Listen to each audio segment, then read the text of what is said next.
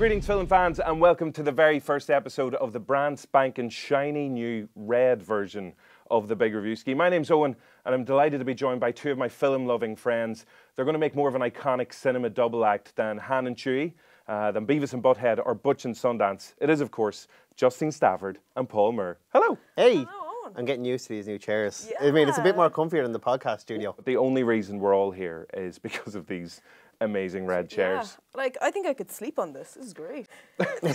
You set the bar high for comedic duos that we now have to top, by the way. Yeah, and we don't have another third party at all because Rory has sadly passed away over Christmas period.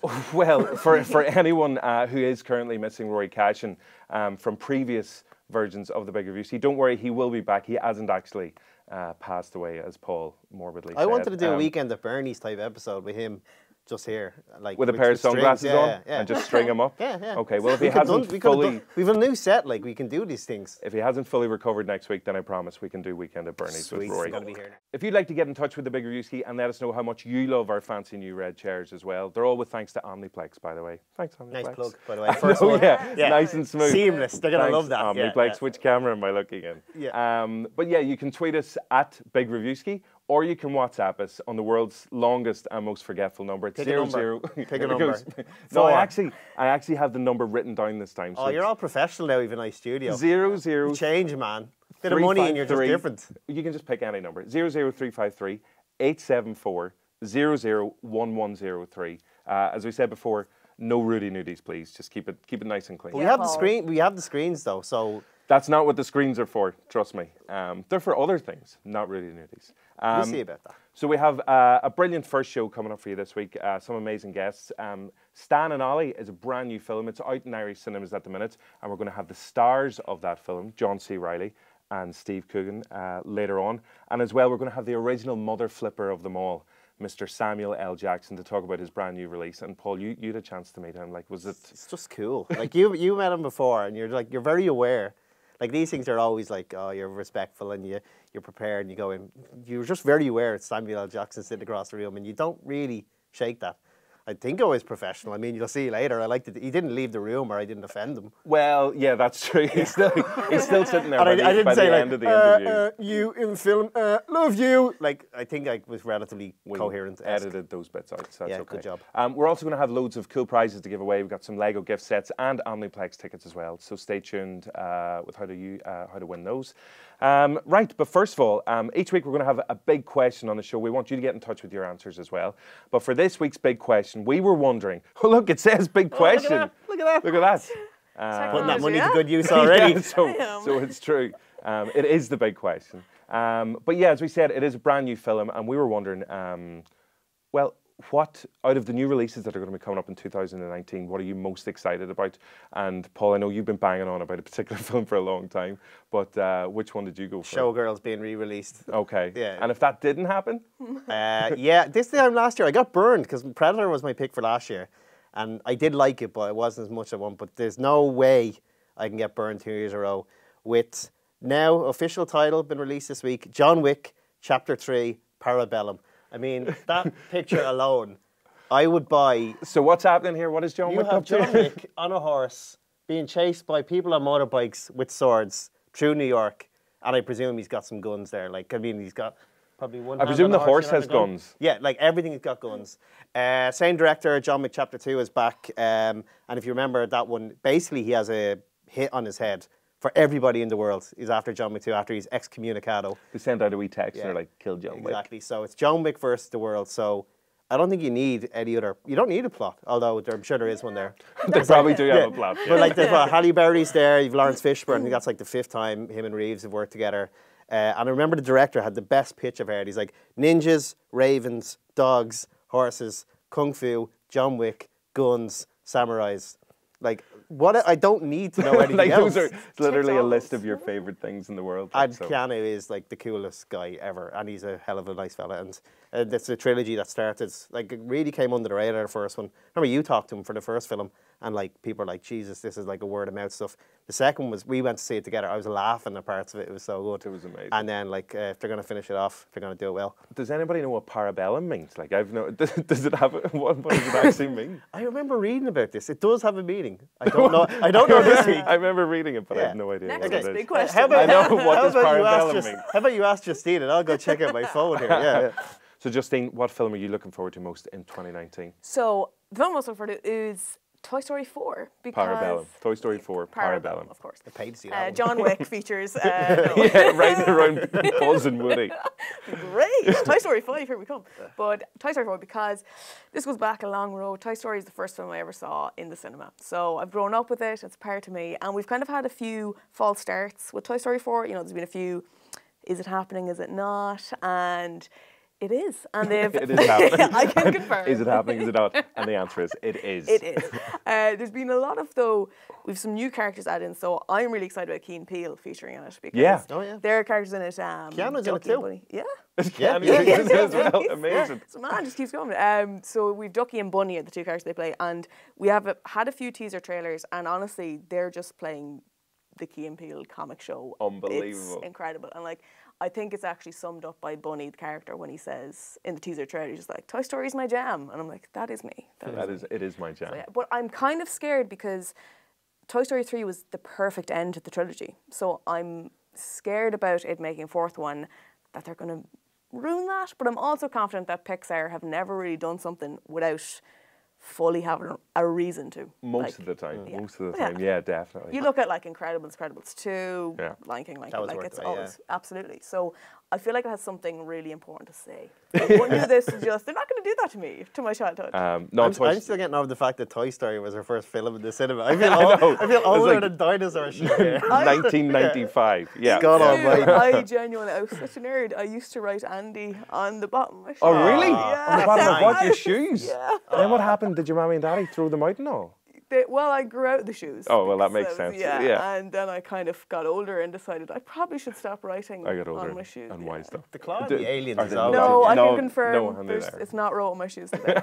I left those shoes at home. But the story, what we know so far, we know very little, really, so much. But it's basically in the last scene of the film in Toy Story 3, we see Andy leave for college and he leaves his box of toys with Bonnie. So yeah, I know, that really it was broke an a whole emotional generation of roller people. coaster. Yeah. But in this film, we see Bonnie add a new character and toy to the toy box called Forky, who's having somewhat of an existential crisis, which then leads the whole gang to go on a road trip and discover a lot about themselves. The eternal question: if they always thought they were real, why'd they stay quiet around adults? That's a real. I've never got to the bottom of that. Maybe they'll answer it. Maybe they'll answer it in the They'll film. answer it in Yeah. this one. That's Yeah. exactly. It's an yeah. existential, character-driven stuff, and they all have abstract thoughts, and they're all going through character crisis, and they're kind of alcoholics and questioning the meaning of their life. Kids yeah, film. yeah, kids film, And then John definitely. Wick comes in on that horse. Well, you see, this is a nice tie-in because obviously Keanu Reeves is John Wick, and then he's in Toy Story 4 as well. And then you mentioned... Key and Peele. Yeah, because the film that I've chosen for 2019 is Us, Oh, yeah. which is Yes. directed by Jordan Peele and written by him as well. So obviously he wrote and directed Get Out, which is just incredible from a couple of years ago. And this one, like, he's released some like really mysterious posters, but the first trailer for it came out just a wee while ago. Christmas Day. Was it Christmas, Christmas Day? Day. Really? They released, it's like Happy Christmas, everybody. everybody. So yeah, if you've seen the trailer, and it's up on Joe there as well, but you've got Elizabeth Moss is in it and Lupita Nyong'o, who plays the mother in this family, and the family, lovely family, a young son and daughter, the mommy and daddy, they head off to a beach house, and then these unwanted visitors, all visitors are kind of unwanted anyway, but they arrive and there's something really weird about them. But the thing is, and you see this in the trailer, is that it's them. It's us. It's their actual. It's other versions of themselves. Yeah, like there's another Big Reviewski just happening over there somewhere, like with us in it. But it's a really, really freaky trailer. But even any of those Key and Peele sketches, they're like mini films anyway. incredible. So it was no surprise like that Get Out was amazing, and they've done other like amazing TV work like Fargo and stuff. So it's great that they're in Toy Story 4. Oscar winner as well. Yeah, that's right, he's an Oscar winner for now, yeah. screenplay of Get Out. So no, cannot wait for us to come And out. you're a big horror wuss as well. I was surprised at that. Oh, massive horror was, but Yeah. the trailer was just too good, and because I loved Get Out so much as well. But Owen's probably even going to scream here because he thinks this is a cinema if he saw a horror clip. Yeah, we'll see that later. We're holding the ground. Yeah. I might Well, have to hold actually- you. At least I have backup now because I am not it's two the against best, one, yeah. sorted. Yeah. I'm not the biggest fan of horror, you know. Well, because Paul and Rory are hard as nails. Who? So So are you. yeah, sorry. Who? Yeah. Rory? But Don't yeah, know. no, you mentioned holding the ground there because we are going to have a new weekly feature on the show, which is looking back at our favourite big trailer of the week.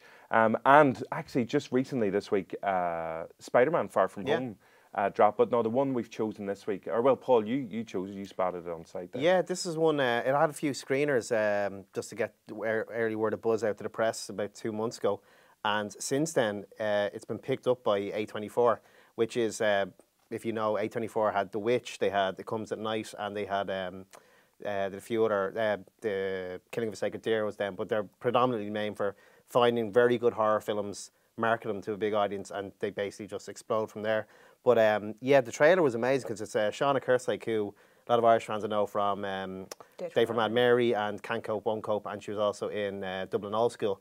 Really talented actress, and it was so creepy when I thought it was premiered at Sundance as well. So they obviously really have a lot of faith in it shown on the festival circuit.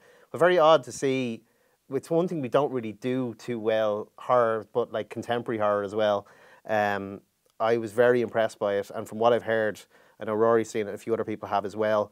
They're talking about it in really one-to-watch terms. The fact it was picked up is a great sign. The little kid in it, James Quinn Markey, as well, I've heard is fantastic. And little kids in horror films always scared Yeah, the they living shit always out of were. me. Well, let's. The full trailer is up on JOE.ie. You can check it out there. But let's take a little other clip. And March 1st, I think it's out. March 1st. Let's take a wee look here. The hole in the ground. Chris, wait! Chris! Christopher! Mum? Never run off me like that again, okay?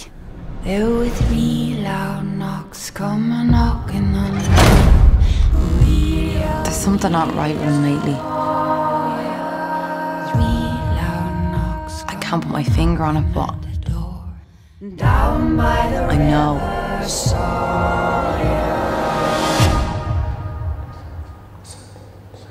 not your boy. Little children and old women. Yeah, and Scary. That combination. kids eating bugs and, you know, all the hallmarks. And it also reminded me a bit of The Orphanage, you know how much I love that with the knocks and stuff like that. So clearly taking good inspiration from other stuff. Is that why Rory's not here today? Is he still? He's still just, scared. Yeah, Just can't leave the scared house, isn't shitless. it? That Yep, makes yep, sense. 100%. And managed to actually bump into the director of it randomly on a night out. So it's directed by Lee Cronin. Lee Cronin, yeah, talented young up-and-coming Irish filmmaker. And yeah, he was buzzing the fact that, because it was just after it was picked up by A24, it was around Christmas time. So he was like the happiest man in Ireland. So when it comes out, I think it gets good reviews. I'll probably bump into him and be even happier. Yeah, understandably. So it's himself and Stephen Shields are the writers of the film as well. And so no, best of luck with that. But like the trailer's anything to go by. It looks And incredible. don't ever, you know, be around any. You're a dad, so like even your own kids. Just I like, am. they're scared. What a surprise! They're scared the hell out of you. Just like don't look at anything like that. Yeah, any No, toddlers, kids. keep children away. Yeah, Definitely. yeah. So each week we're also going to have some massive interviews, some big stars from the big releases that are out any particular week. So as I said, we're spoiled for choice this week because we have the stars of Stan and Ollie. They were in Dublin recently. That's Steve Coogan and John C. Reilly. And I know, Justine, you've had a chance to see the film as well. It is out in Irish cinemas now. It's a lovely film where their performances, they're perfect in those two roles. Anyway. Perfectly, yeah, cast. Yeah, but I was hoping the film itself would just be maybe like a little bit funnier. But I think it was very slow, just the pace of the film. Like, I love Lorna Hardy. Like, I remember as a kid watching all those old videos. So for me, I loved it anyway. But I just felt the pace, like the last, without giving it away, the last part of the film I thought was really strong. there's one character in it as well. Again, once Rory's back, we'll land this on him. But one of the guy's wives is a Russian lady, and she's the funniest thing in the entire film, but completely deadpan and completely sarcastic. Massively cutting. So yeah, just a female Rory Cashin, basically. And I wish I'd known that going into the film, because I found this afterwards, and if I did, actually I don't think I could have concentrated during the film if I'd known that, because I just would have been like, Rory. Well, Rory actually had a chance to meet Steve Coogan, John C. Reilly and John Baird, the director of the film. They were, as I said, in Dublin, and they had the interview in the Olympia Theatre, because that's where Laurel and Hardy played whenever they came to Ireland as well. So stunning. It was their last show. One of their last, really like magical kind of setting for it. But yeah, you can see, again, the full interview is up on Joe. But here's a little clip from it where Rory was asking the two guys about, because they've got such iconic comedy characters, whether it's John C. Reilly and his work like in Step Brothers and films like exactly. Walk Hard, massively underappreciated. I love Walk Hard. Yeah, and then Steve Coogan is Alan Partridge, so it doesn't get much better than that. But Rory was asking them basically, how do they feel whenever people like Laurel and Hardy or them as comedians and actors, that their work has a really positive impact on people and really like cheers them up. Yeah, that's the point of the whole thing, bringing joy to the world, I get paid pretty well to be an actor, but that's not why I did it. I'm well known now, but that's not why I did it. I did it because I love to commune with audiences, and I love to be a channel for people's experiences. And people come up to me all the time. Servicemen come up to me all the time, actually, talking about Step Brothers and Talladega Nights and saying, when I was in Iraq, it was so difficult, but me and all my friends, we'd all watch Step Brothers, and you made my life a lot easier, so thank you. Like, I can't tell you, that has a huge impact on you when you hear that. It's not just fun and games, and it's not just, the glitz of Hollywood or whatever. You're making an impact on people's lives with comedy. It's true. Funnily enough, I mean, I spent a long time in comedy, but actually doing this movie made me look at comedy in a slightly different way than I'd been used to in the past, and made me appreciate that, because sometimes you sort of think that even when you do it, that comedy is, if you like, fundamentally silly, and it's actually really important, and it does make a difference in people's lives. And I've had letters from people who came to see my show, and you see that it's not just something you do as a profession. It's odd that it's our job, and part of our job, in not necessarily in this film, but although we do it in this film, is when part of your job is to make people laugh. It's quite an important, privileged position to have. Absolutely, absolutely. John, Steve, thank you so much. You're not leaving, are you, Stan? The show must go on. When you watch our movies, it was just the two of us. All we had was each other. Je ne regrette rien. And you shouldn't regret rien either. Ladies and gentlemen, Mr. Stan Laurel and Mr. Oliver Hardy.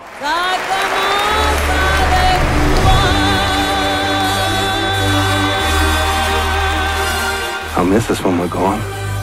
So will you. That was a clip from Stan and Ollie, which is out in Irish cinemas now, so you can go and check it out. And as we said, the full interview with Rory and with the director of the film and John C. Reilly and Steve Coogan is up on Joe. As you were saying, like, John C. Reilly, always a dapper-looking man. Oh, he loves a fine suit, a fine three-piece. Like, anytime, even when he was over the Wreck-It Ralph, the new installment of that, like, he's just always looking slick. He loves the place here. He obviously loves coming back as well, because Paul, you met him like just before Christmas. Yeah, for Wreck-It Ralph he was over, too, yeah. When he properly said that he's an honorary Irishman, and he's just like going with that lie. Like, I don't need the passport. Exactly. I'm Irish. But a name like John C. Reilly, like, come on. Yeah, sure. He shot the lobster here, didn't he? And he's always in the Galway Film Fleadh. Singing his heart out after a few pints as well. But yeah, lovely fella, and I actually haven't seen it yet, so I'm looking forward to getting stuck in. Yeah, there's a lovely scene. I just think it's fantastic where they're getting off the boat in Ireland, and there's just nuns looking onwards. They're like Beatlemania, but with a load of nuns, and then girls Irish dancing, and it's as if, you know, it's a stereotype Ireland, but that's no exaggeration. That's pretty much exactly what happened. That's what happens, definitely. As we said, it's out in Irish cinemas now. Now, one of the big releases coming out this week is Glass, the latest film from the the movie mastermind of M. Night Shyamalan, and he's worked with Samuel L. Jackson. Is it just in Unbreakable originally? Unbreakable, That was the first one. So they've teamed up again for Glass. And just before we see some of Paul's interview with Mr. Sam Jackson, here's a little clip from the film. I've been waiting for the world to see that we exist. May I meet the beast? I hope for your sake that he likes you. That sounds like the bad guys teaming up. A lot of people are going to die. Don't do this. Are you ready?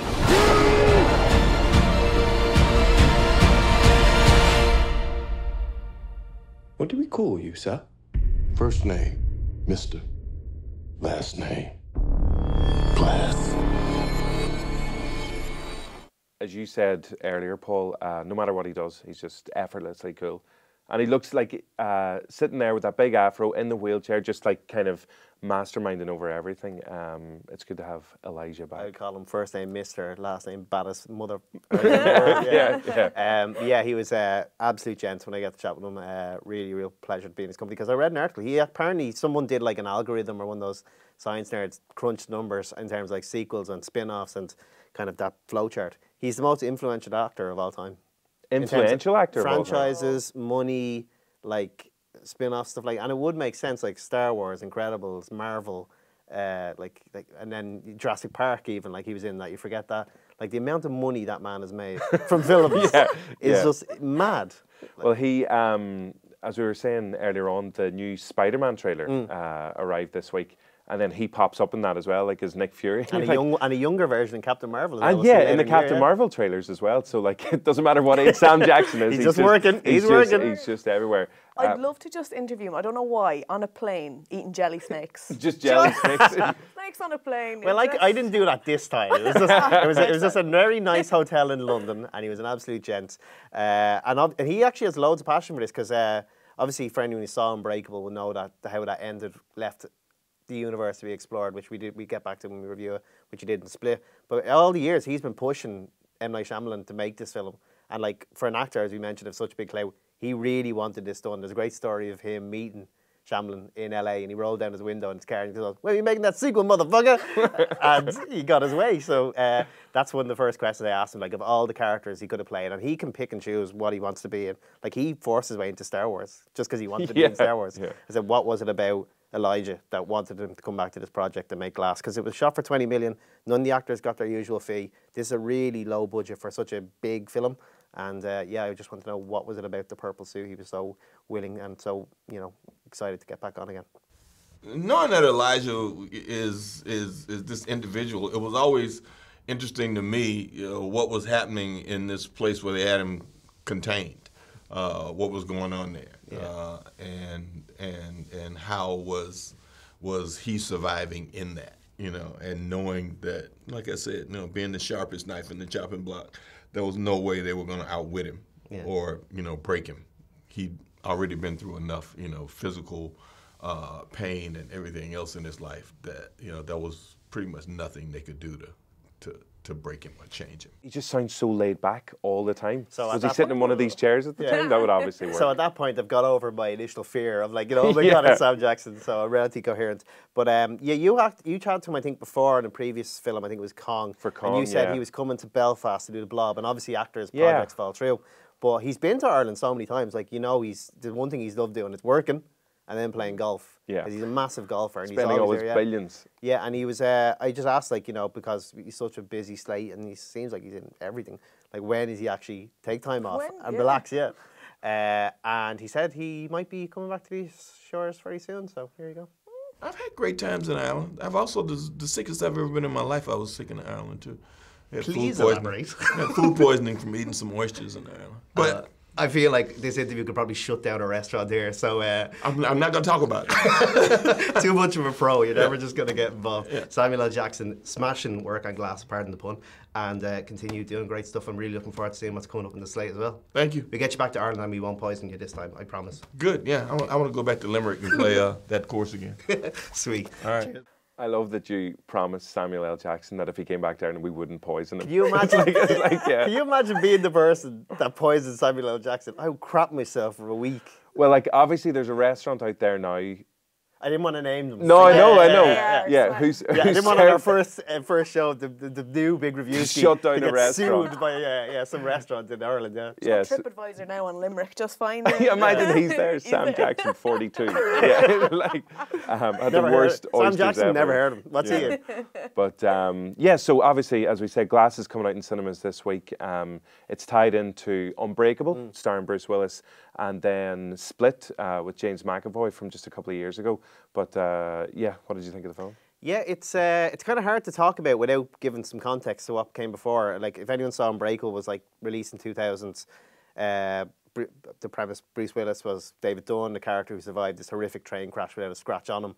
And then as you learn the film, it's kind of what you think is a drama, ultimately is a superhero origin film, in that the perpetrator of that horrific train crash was Elijah Price, who comes with Mr. Glass, and he's kind of the opposite of that. His bones break very, very easily. Yeah, and it was before its time. It's a really weird thing because Split came along, and in the James McAvoy, and you had The Beast, that story about abducting the 3 girls and all the alter egos, and McAvoy's brilliant in that, and he's brilliant in this. And there was that little bit at the end when you just see the character of David Dunn pegged on the end. They're like, it's a sequel to Unbreakable. So it's a very strange production. Glass is the third part of a trilogy that's been 20 years in the making, from about a sequel that nobody could talk about at the time. And strangely enough, the characters from Unbreakable are owned by a different studio. So even the 2 studios didn't know that they were working together on Glass. And M. Night Shyamalan talks about that with us, you can see on Joe. As for the film, so you got all these 3 coming together. Sarah Paulson's character is a psychiatrist, Dr. Ellie Staple, who is in the present world, and this kind of strange phenomenon of people thinking that they're superheroes is kind of widespread in society, and she deals with a section of research that kind of treats people like this. Ultimately, you get the 3 of them locked together. I won't give it too much. You've got David Dunn, Bruce Willis, Mr. Glass, and The Beast together. In terms of acting, McAvoy is excellent. So if you like Split and what he did there, you really love it. In fact, he actually brings in 2 extra Irish characters on top of like Patricia and Hedwig and Dennis and Orwell and Jade and all the other 20, whatever it is, 24 characters he has. And there's one scene in particular where he switches between about 6 characters seamlessly, and you're just like, that's kind of worth the admission fee alone, just for that. Without giving too much away, Jackson is excellent as Mr. Glass, but he takes a while to warm into the film. For a large part, he mentioned actually in the interview, like, he doesn't do an awful lot because you kind of have him, because his mind is so sharp and he's always 2 steps ahead of everyone. He's kind of comatose and stuff like that. Shyamalan actually pitched this as kind of like a One Flew Over the Cuckoo's Nest, the deconstruction of the kind of superhero Marvel world, and it's kind of accurate. But I think I mentioned earlier it was only shot for 20 million. The performances are good, but you do get the feeling that the budget really lets it down in the final act. It got really bad reviews in America, but I genuinely don't think it's as bad as what a lot of people have said. Shyamalan kind of seems to be one of those directors that splits a lot of critics, because I remember he released Lady in the Water, and he had a character in that was a film critic, and it was a really nasty one. And because at the time The Village got slayed, and people thought, oh, what's he having a go at? I really like The Village, and I really like The Visit as well. So he had that unbelievable start, Sixth Sense, Unbreakable, Signs, and then he had like Last Airbender and stuff like that, and After Earth and some bad stuff. And as you mentioned, The Visit and Split, you kind of picked back up. This, for me, I enjoyed it, but it's pretty much the characters and the acting kept me. As I said, Jackson's excellent, McAvoy is brilliant. Bruce Willis is really just sidelined. Like, he doesn't really do much, but like, he actually, I don't know, like, he's kind of just bland. He's busy making Death Wish films, exactly. So he is, yeah. But then again, Bruce Willis, you never really go see a Bruce Willis film for his acting. That's the thing with that. There were moments in particular that it's kind of hard to talk about a Shyamalan film and not use the T word, twist. But I was kind of with it till the end, and as a fan of Unbreakable, I was like, oh, okay, oh yeah, I got one of those kind of like, oh my gosh moments at the very end. Obviously, if you've seen Split and Unbreakable, you'll appreciate it on a whole different level because it is within this world. But I enjoyed it. I'm not going to say it's the best thing I've ever seen, but I would go see it just for McAvoy alone, because there are moments when he literally carries the weight of the 3 actors next to him on top of the 24 different personalities he has in his head. He's superb in it. I think if they had a spin-off just of the character Patricia, I'd go and see it. Yeah, definitely. Yeah. James McAvoy as Patricia is brilliant. Just, that wasn't me, it was Patricia. That's my motto for so much of my life. It's just, but I remember I was perfect excuse. Yeah. I was chatting with Rory, and I actually preferred this to Split because I wasn't completely gone on Split now, to be honest. But I'd say that's controversial opinion of the year 1. Mark it down. Mark it down. Well, Glass is out in Irish cinemas this week, so go and check it out. Yeah, definitely if you're a fan of Shyamalan films, and Unbreakable and Split as well. It's not the only big release out this week, though. There's the small matter of Saoirse Ronan and Margot Robbie going head to head in Mary, Queen of Scots. Now, a lot of like Oscar chat, awards chat around this because I think Saoirse Ronan's about 24 years old now, so she's inevitably going to get nominated for this, which I think will be her fourth nomination. Margot Robbie's in there as well as Queen Elizabeth, and basically all my history lessons basically just consist of watching Braveheart on repeat. Long Shanks, yeah, exactly. So so filmed in Justine's own mead. Up the road from me. Oh, was it? Yeah. You live in Scotland? Flew in for this. But yeah, the full review of Mary, Queen of Scots is up on Joe at the minute, but Rory had a chance to see it, and the thing that he's been raving about is the performances from Saoirse Ronan and Margot Robbie as well, which is no surprise really, because the two of them are just, anything that they're in, they're usually pretty much like far and away the best thing, and so dying to see them go head to head. But Mary, Queen of Scots is out in cinemas this week. Here's a little look at the film. We have a scourge upon our land. 'Tis a woman with a crown.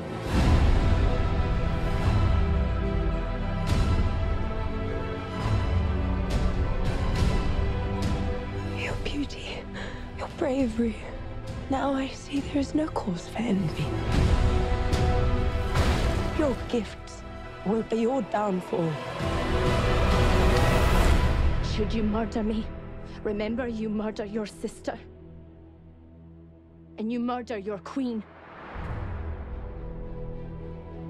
One of the things Rory actually comments on in his review as well is that, like Saoirse Ronan, she's just so good at accents as well, because she speaks flawless French in this film, like English as well, and Scottish, fluent Scottish, which she's amazing at as well.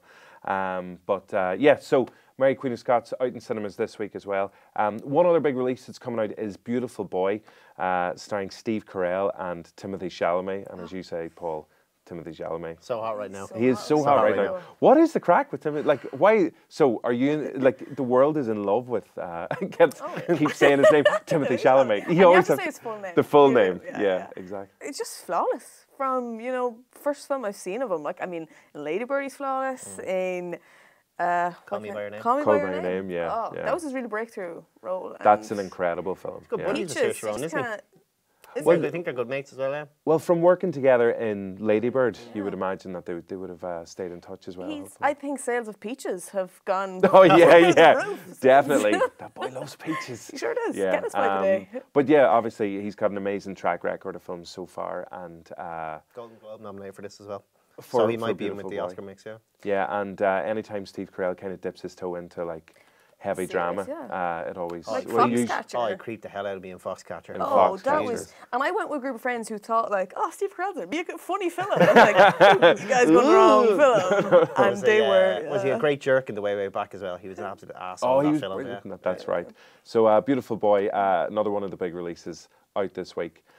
Now, at the start of the show, we did promise you that we have got some very cool giveaways to give away, because that's what you do with giveaways, isn't it? Yeah, we've got them away to give, nailing those words. Do we not have auto cue now that we have on TV? What do you I probably need that card. But yeah, we've got some cool Lego Movie 2 sets to give away, so we'll have those, and we'll also have some Omniplex tickets, which is handy, so you can go to cinema and check some of these films out as well. They sponsor the show, don't they? They do. Yeah, look how that works. They may have something to do with it, but yes, in order to win those tickets, or being with a chance of winning them each week, we're going to do a little thing called, it's like a film riddle, but it's called a high clue. Now, before everybody just switches off their whatever you're watching. They listen to the Oh, they listen. Oh, they know. If you did listen to the original version of our podcast, you'll know that these little film riddles are basically based on a haiku, Japanese poetry, all the way. Love it. Yeah, no, I know. What's your fan favourite of Japanese poetry? What's your favourite poetry? But it's 3 lines of text, and you have to write them in 5 syllables, 7 syllables, 5 syllables. Now, this all sounds really complicated. It's not. It's basically every time you watch a film, you write one of these haikus, and you try and guess what the film is. So we have an example one here. So if we can get the example one up on screen. Okay, so here we go. Loving this new technology. So we've got Jack's blue in the face. Draws her. He draws her like a French girl. Heart of the ocean. So if you do a syllable check on that, you've got Jack's blue in the face. 5. That's the part that I used to fall down on. Numbers. Numbers are what always threw Rory and Paul. Justine, you're in here to big up the number side of it. So, honours maths. Here we come. He draws her like a French girl. 7. And Heart of the Ocean, 5. So 5, 7, 5. So it checks out. So we're all good. The High Council of High No, we do have a piracy council who actually sort through these things. There is. As well. Okay. Commit. Through 3. You don't want to be pulled up in front of that, Justine. No, I got flogged multiple times. I know he's gone. So the clues in this one, obviously, Jack's blue in the face. So you think of like film character named Jack. Who goes slightly blue. French girl is probably a dead giveaway, and then Heart of the Ocean. So the answer is Showgirls. Showgirls. What did you say? Lion King. Lion King. Yes. I think it might have something to do with that ship on the ice with your one from possibly. And your man, the famous guy, who's in The Departed. Your man who thinks he was the king of the universe or something like that, wasn't it? Billy Zane. Yeah, that guy. Yeah. So the answer obviously is Titanic. drum roll. It's Titanic, of course. And proof that it's Titanic is whenever it says Titanic on the screen. When you see, look at that! Oh my you God! See? But what we've done for the competition haiku, we have made them slightly harder. So Justine and Paul, I know you haven't seen this yet. No. So we'll do a syllable check. We'll make sure it all checks out. And but please, if you do know the answer, don't shout it out. Okay, so this week's competition haiku. Ready to go. So Luther's Poisoned Bride, Pumpkin and Honey Buddy.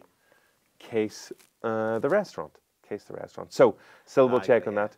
Luther's Poisoned Bride, Pumpkin and Honey Bunny, Case the Restaurant. So 5, 7, 5, we're all sorted. So, you can't do anything to us. All right. I think I know that one. Do you think you know that one? Yeah.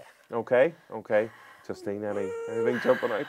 It's good because we don't have to shout out the answer here. So we've got all week. Just say, I know it. Just because you think you're in the big chair, you think you don't have to guess. It's like you're asking the question. You never got these right. Well, I'm going to write all these ones so I never have to guess the answer. Don't feel like you're exempt. You never got these. I'll get them. Don't like worry. we have about whatever, like 30 episodes, or like actually more than that. We have about 50 episodes of the podcast. Some of them. Do you have like a scorecard? Surely you should all have every week. I think that's a really good idea, just so we can see just how bad they are. Okay, we'll do a haiku scorecard. I'm going to regret saying that because I'm going to be 0 zero, like down at the bottom. It'd be just like bullying on TV. We're like me, Rory, and you are like up here, and like, oh, it's out here, yeah. Welcome to the Bully Reviews. But yeah, so we'll be putting that up on social, be up on Joe as well, and you can get in touch with us and let us know the answer, and then you'll be in with a chance of winning those very cool prizes. Thanks, Omniplex. Nice yeah, tickets. Sound. Yeah, definitely. Seamless plug there. So seamless. Yeah. Well, that pretty much wraps us up for this week. Justine, have you enjoyed your... I know you did a bonus feature before Christmas. I did. But thanks a million for coming along and doing Rory. this. It has been an absolute honour to be here. I'm privileged. I'm loving it. And these chairs. It's not that much of an honour. Once you're here, you really regret it. It'll just suck the soul out of you. Love being here, guys. Definitely. 3 weeks in, it is. Coming up soon in the show, we're going to have more with the stars of Glass and the director as well, M. Night Shyamalan. And Mr. James McAvoy as well. So keep an eye out for that. Loads of cool prizes, all the big releases as well. And he's going to come back, hopefully. Well, it didn't destroy the set in the first episode, so I'm just happy to get through it without bringing down this TV or breaking this chair. There's still time. Yeah, the show's not over yet. I will bring the chair home, though. I think we all get to take them home and then bring them back in for next week. You can turn it into a couch. That's what? Like, I didn't know the arms could do this. The arms come up, guys. Oh, this is amazing. This is huge. Episode 2. Check it out. We're going to... Yeah, as everyone gets to know each other a little better. That's fine, yeah. Valentine's special. I know, actually. To hell with the podcast. This is where it is, lads. Yeah, no, I'm going to go play with this chair for a while. Yeah, we'll see you next week. Thanks for watching. Take it easy.